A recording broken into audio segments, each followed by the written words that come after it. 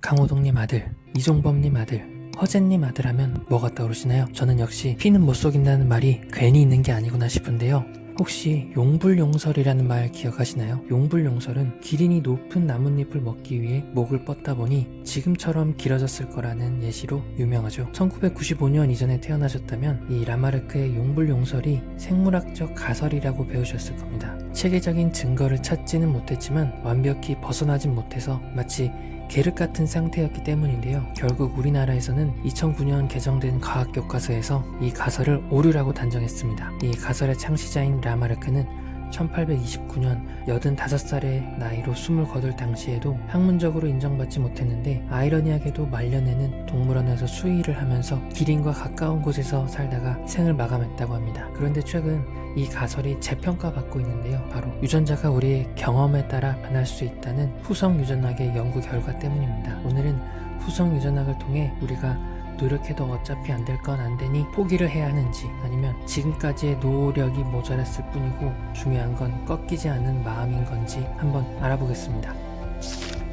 라마르크가 용불용설을 주장한 19세기에는 유전자의 존재를 알 수 없었기 때문에 우리 몸에 설계도가 있다면 그 설계도는 우리의 경험에 따라 변하는 가변적인 물질이라고 상상했을지도 모릅니다. 그렇지만 현대의 일반적인 상식으로도 우리 몸의 설계도인 DNA 염기서열은 태어날 때부터 정해져 있다는 사실을 알고 있습니다. 그리고 누군가는 그 배열이 운 좋게 잘 맞아떨어져서 재능을 가지고 있는 것처럼 보입니다. 그렇지만 후성 유전학에서는 동일한 DNA 염기서열을 가지고 있는 사람이라도 특정 형질이 발현되기 위해선 많은 요인들이 영향을 줄 수 있다고 합니다. 한마디로 재능은 DNA 염기서열로 정해진 확률이지만 노력은 그 확률에 영향을 줄 수 있다는 의미입니다. 캠브리지 대학교의 앤 퍼거슨 교수는 인간과 95%의 유전자를 공유하는 생쥐들로 이런 실험을 했습니다. 먼저 그룹 A의 임신 중인 쥐들을 굶겼습니다. 그리고 그룹 B의 임신 중인 쥐들은 밥을 충분히 줬습니다. 시간이 지나고 그룹 A에서 출산한 새끼들과 그룹 B에서 태어난 새끼들을 비교했더니 확연하게 그룹 A의 새끼들이 당뇨병에 걸릴 확률이 올라갔고 그 영향은 다음 세대까지도 이어졌습니다. 결국 환경에 따른 경험이 세대를 거쳐서 유전될 수 있다는 결론에 이르게 되는데요. 라마르크는 생명체 자신의 행동을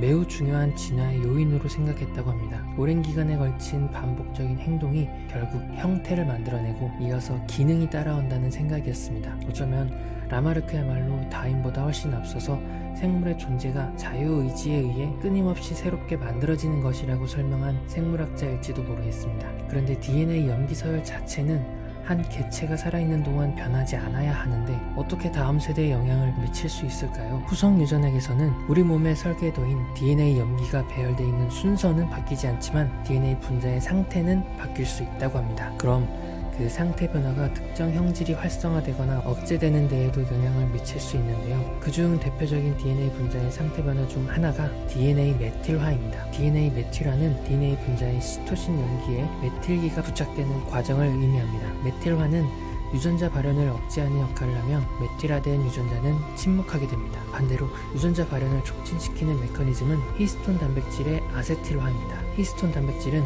DNA 가닥이 감기는 실패와 같은 역할을 하는데 아세틸기가 붙으면 DNA와의 결합이 느슨해져 유전자가 더 쉽게 접근할 수 있게 됩니다. 아세틸화는 유전자 발현을 활발하게 만드는 역할을 하며 결국 유전자는 더욱 활성화됩니다. 유전자의 발현 빈도는 사실 우리가 태어날 때에는 일정한 메틸화와 아세틸화를 겪을 것으로 예상이 가능했을지도 모릅니다. 그렇지만 우리의 경험 혹은 부모님의 경험이 무작위성과 유전성을 가미했기 때문에 우리의 인생이 이렇게 스펙타클하게 될 수 있다고 볼 수 있겠습니다. 결국 경험은 환경이라는 조건이 주어졌을 때 각자 어떻게 받아들이는지를 나타내는데 이 어떻게에 대한 대답은 철학과 뇌과학에서 의식을 설명하는 감각질 이론으로 이어지게 됩니다.